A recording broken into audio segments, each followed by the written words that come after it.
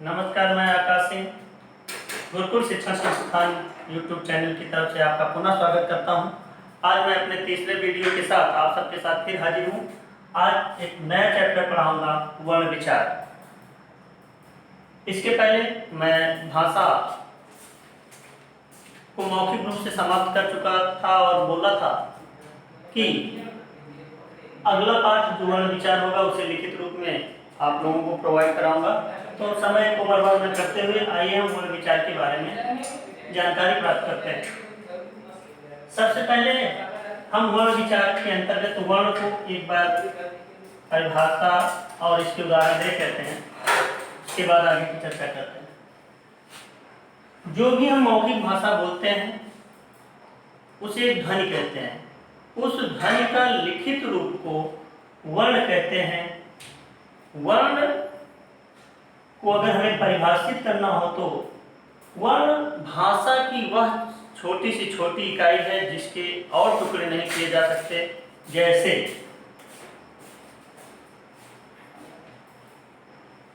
वर्ण की परिभाषा, वर्ण भाषा की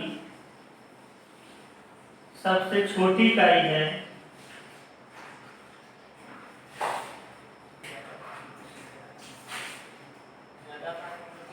इकाई होती है जिसके और टुकड़े नहीं किए जा सकते, जिसके और टुकड़े नहीं किए जा सकते।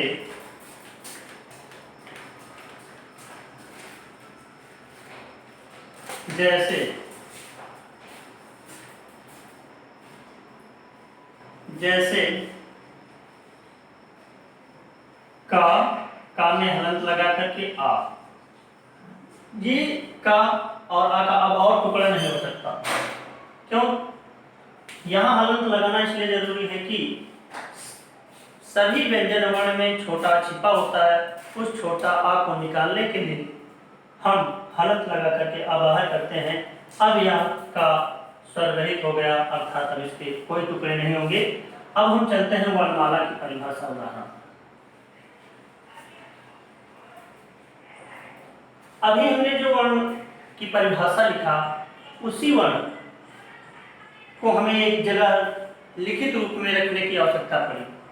तो इन वर्णों को जिसके माध्यम से हम बोला करते हैं उसको एक जगह संग्रहित करके रख दिया गया व्यवस्थित रूप से, ताकि जब भी हमें कभी जरूरत पड़े तो उसे लिखना, पढ़ना, बोलना और समझाने के लिए प्रयोग में ला सके। इसलिए वर्णमाला की जरूरत पड़ी। तो वर्णमाला की परिभाषा है ध्वनियों के व्यवस्थित रूप को, जो ध्वनियां हैं उसके लिखित रूप वर्ण है। तो ध्वनियों को लिखित रूप में व्यवस्थित रूप से या क्रमबद्ध रूप से लिखने को या इकट्ठा करने को, संग्रह करने को वर्णमाला कहते हैं। वर्णमाला में कुल 52 वर्ण हैं और वो कहाँ कहाँ हैं, कितने हैं, आइए इस वर्गीकरण के माध्यम से समझते हैं। वर्णमाला के 2 भेद हैं, स्वर और व्यंजन। स्वर के 3 भेद, हर्ष स्वर, दीर्घ स्वर और प्लुत स्वर। हर्ष स्वर के अंतर्गत 4 वर्ण आते हैं जिसमें छोटा, छोटी, छोटा उ और भी शामिल है। दीर्घ स्वर में बड़ा, बड़ी, बड़ा उ, ए, ऐ, ओ, औ 7 वर्ण दीर्घ स्वर में आते हैं। प्लुत स्वर का कोई निश्चित नहीं है। किसी भी व्यक्ति को बुलाने के लिए जैसे बोलते हैं हे राम, तो यहाँ हे पर जो मैंने समय दिया वो प्लुत स्वर के अंतर गिना जाएगा। ओम, ये प्लुत स्वर के अंतर्गत गिना जाएगा। ये समय के आधार पर इसका परिभाषा उदाहरण है। और दूसरी तरफ व्यंजन है। व्यंजन में 33 वर्ण है। व्यंजन के मुख्यतः 3 भेद ही हैं, जिसमें स्पर्शी व्यंजन, इसमें जो वर्णों की संख्या 25 है, का से म तक, और दूसरा है अंतःस्थ व्यंजन, इसमें 4 वर्ण आते हैं, य, र, ल, व। और तीसरा है ऊष्म व्यंजन, इसमें 3 सा और ह आते हैं। तीनों सा का नाम है। पहले सा, इसे तालव्य सा बोलते हैं, इसे मूर्धन्य सा बोलते हैं, इसे दंतव्य सा बोलते हैं और यह है। इसमें 4 वर्ण। फिर इसके अलावा भी कुछ हैं जो वर्णमाला में तो गिने जाते हैं, लेकिन ना तो स्वर के साथ गिने जाए और ना ही व्यंजन के साथ। वो वर्ण हैं अयोगवाह, अं और आ। इसको एक साथ अयोगवाह कहते हैं, लेकिन अं आ का अलग अलग भी नाम है। अं को अनुस्वार कहते हैं, आहा को विसर्ग कहते हैं। इनकी संख्या 2 है। फिर हम छोटे थे तो व्यंजन के अंतर्गत पढ़ते थे छ, त्रंग, या, सा। लेकिन अब जब हम बड़े क्लास में जा रहे हैं तो हम इसको व्यंजन से अलग करके पढ़ेंगे, क्योंकि आपको परिभाषा पर जाएंगे तो कहते हैं वर्ण के और टुकड़े नहीं किए जा सकते, लेकिन जो संयुक्त व्यंजन है छ, त्रंग, या, स्र, ये दो वर्णों से मिलकर के बना है, इसलिए इसको भी व्यंजन में नहीं गिना जाता। उच्छिष्ट व्यंजन ळ, ये फेंका हुआ व्यंजन के रूप में गिना जाता है, इसलिए इसको भी व्यंजन मूल व्यंजन की श्रेणी में नहीं गिना जाता और ळ की संख्या 2 है। जब हम इसको पूरी तरह से इकट्ठा करके एक जगह काउंट करते हैं तो इन वर्णों की संख्या 52 आती है। स्वर है 11 आ से लेकर औ तक, व्यंजन है 33 का से हा तक, संयुक्त व्यंजन है 4 छ, त्रंग, या और सा, अयोगवाह है अंग और आह, उच्छिष्ट व्यंजन है ड़ा और ढा, ये 2। जब जोड़ते हैं 3 1 4 4 8 2 10 दोबारा 2 हासिल 1 3 1 4 1 5, 52 वर्ण है। हम छ, त्रंग, या स्र को व्यंजन में इसलिए नहीं गिनते क्योंकि ये 2 वर्णों से मिलकर के बना है। इसको थोड़ा इधर देख लीजिए। जो छ है ये का और मूर्धन्य सा से बना है, प्लस आ। कहीं कहीं आपको इतने से मिला है, कहीं कहीं आपको ऐसे भी मिल जाएगा कि का और सा से मिलकर के बना है। तो का और सा से मेन बना है, आप इसको समझिएगा। त्रा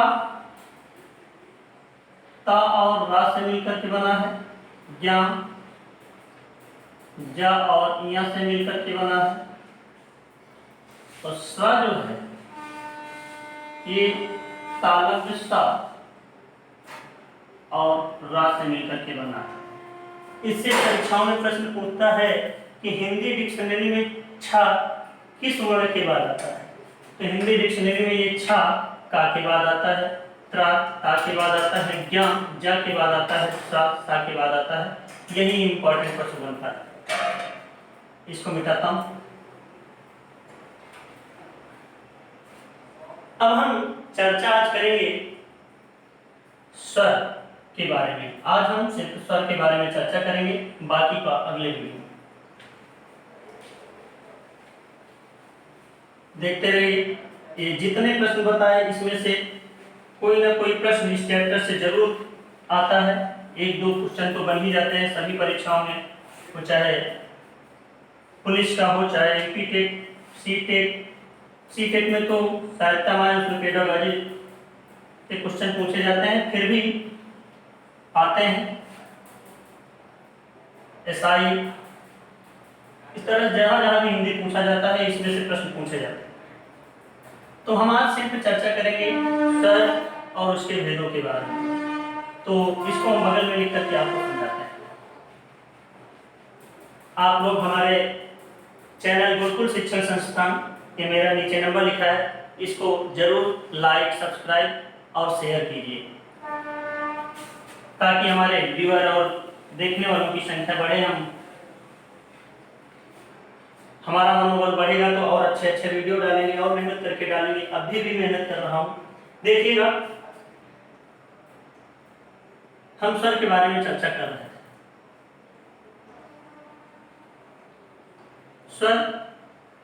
स्वर के 3 भेद थे, तो हम सबसे पहले स्वर जान लेते हैं क्या।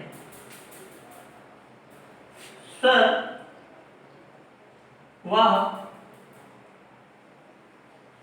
ध्वनि है जिसके उच्चारण में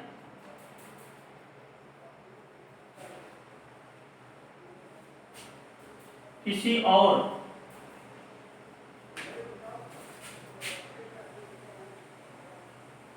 किसी और वर्ण की आवश्यकता नहीं होती, किसी और वर्ण की आवश्यकता नहीं होती,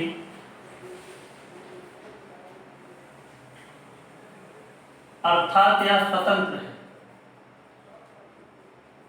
अर्थात स्वर स्वतंत्र वर्ण है।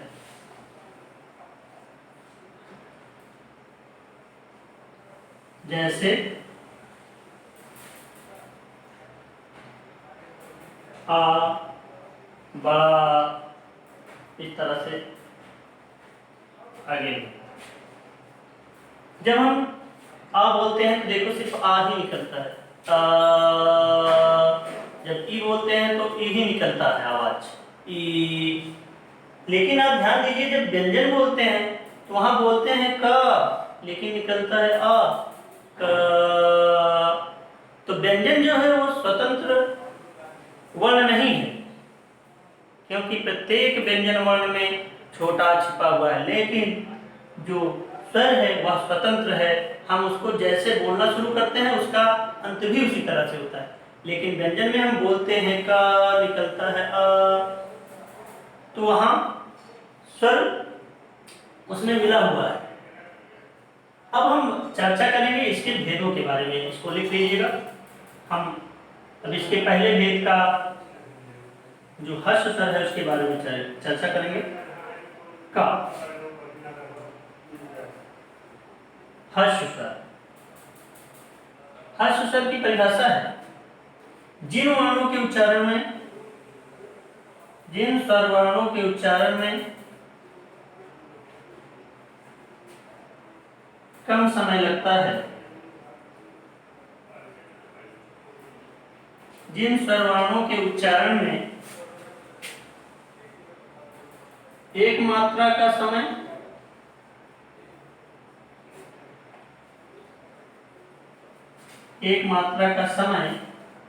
या कम समय लगता है,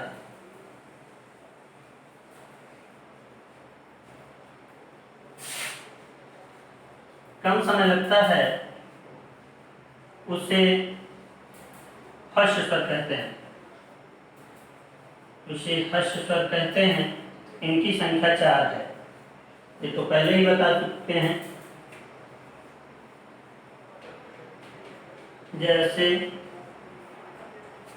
जैसे हम ऊपर लिख देते हैं स्वर की परिभाषा निकाल करके।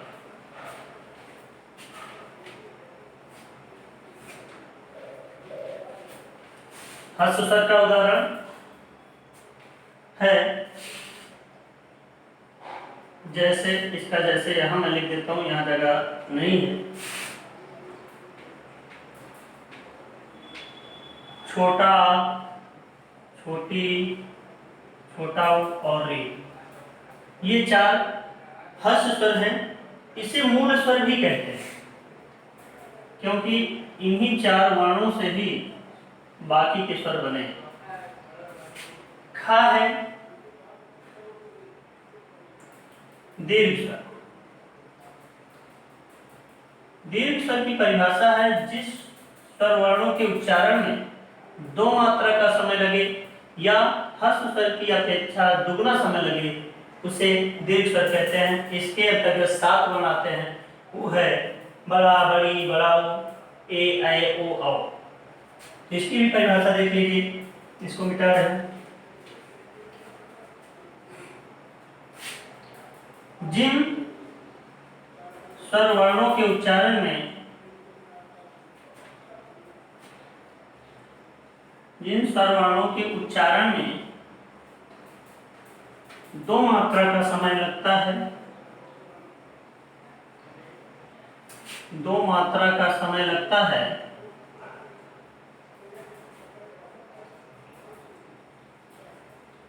या हर्ष स्वर की अपेक्षा,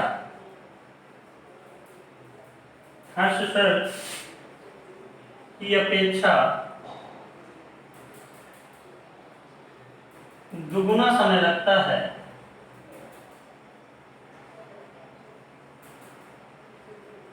इसको मिटा रहा हूं, का हर्ष स्वर लोग देख लिए होंगे, लिख लिए होंगे।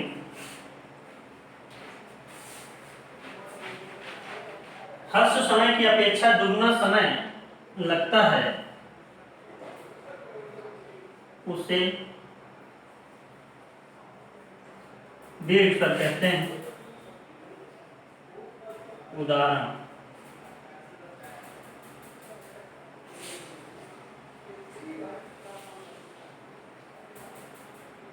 कहते हैं जैसे इनकी संख्या 7 है, पहले ही बताया था। बड़ा, बड़ी, बड़ाऊ, ए, ऐ, ओ, आओ, ओ, आओ। दीर्घ स्वर की संख्या 7 है। बड़ा, बड़ी, बड़ाऊ, ए, ऐ, ओ, औ। और लास्ट है प्लुत स्वर। प्लुत स्वर वह स्वर होता है जिसके उच्चारण में ह्रस्व स्वर की अपेक्षा 3 गुना समय लगता है, या जिन स्वर वर्णों के उच्चारण में सर्वाधिक समय लगता है उसे प्लुत स्वर कहते हैं। इसके वर्णों की संख्या निश्चित नहीं है, लेकिन जैसे ओम में ओम हो गया, हे राम, तो हे जो है वो प्लुत स्वर के अंतर्गत गिना जाएगा। इसको मिटा करके मैं प्लुत स्वर का परिभाषा उदाहरण लिखा।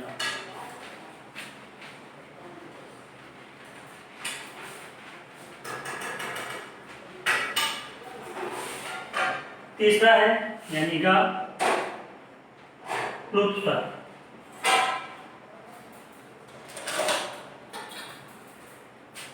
जिन स्वर वर्णों के उच्चारण में जिन स्वर वर्णों के उच्चारण में जिन स्वर वर्णों के उच्चारण में हर्ष स्वर की अपेक्षा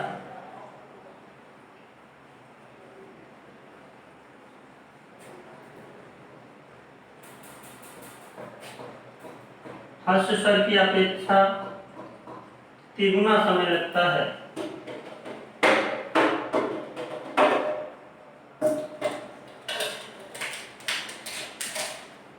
तिगुना समय लगता है, या सभी स्वरों से अधिक समय लगता है, या जिन स्वर जिसमें सभी स्वरों की अपेक्षा अधिक समय लगता है,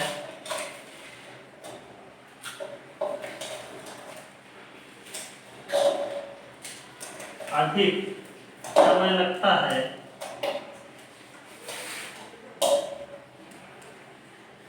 उसे प्लुत स्वर कहते हैं।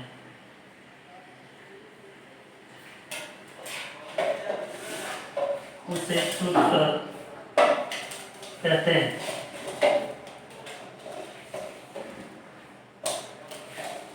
जैसे